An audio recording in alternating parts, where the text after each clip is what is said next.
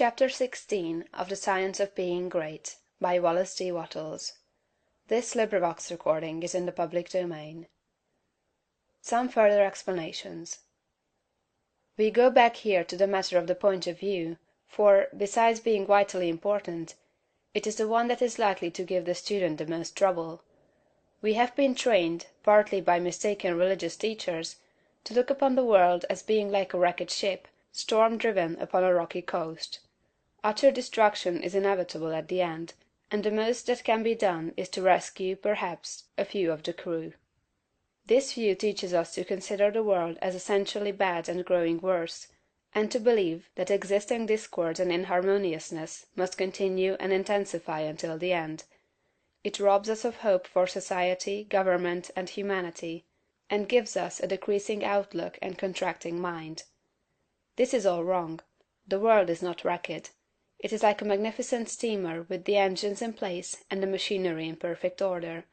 The bunkers are full of coal, and the ship is amply provisioned for the cruise.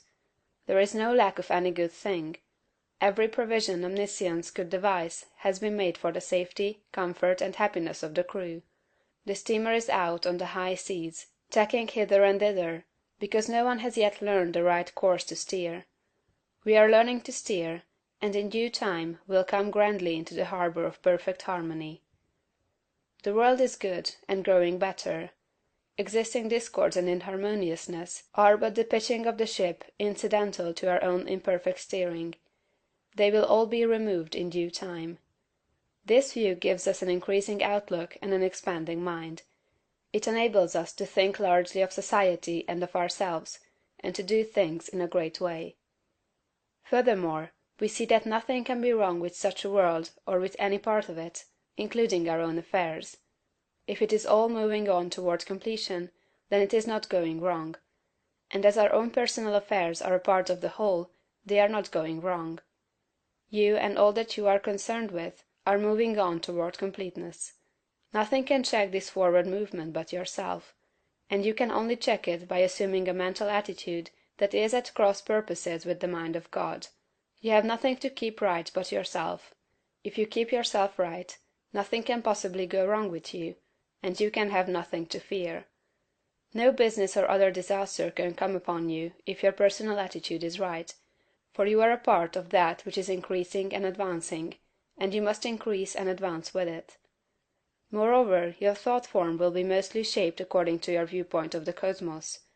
If you see the world as a lost and ruined thing, you will see yourself as a part of it, and as partaking in its sins and weaknesses.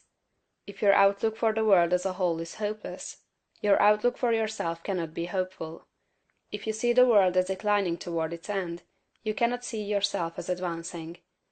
Unless you think well of all the works of God, you cannot really think well of yourself, and unless you think well of yourself, you can never become great.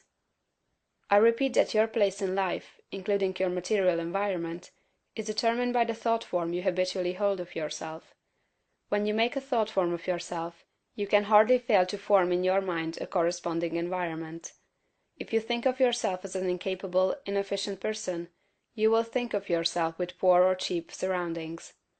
Unless you think well of yourself, you will be sure to picture yourself in a more or less poverty-stricken environment. These thoughts, habitually held, become invisible forms in the surrounding mind-stuff, and are with you continually. In due time, by the regular action of the eternal creative energy, the invisible thought forms are produced in material stuff, and you are surrounded by your own thoughts made into material things. See nature as a great living and advancing presence, and see human society in exactly the same way.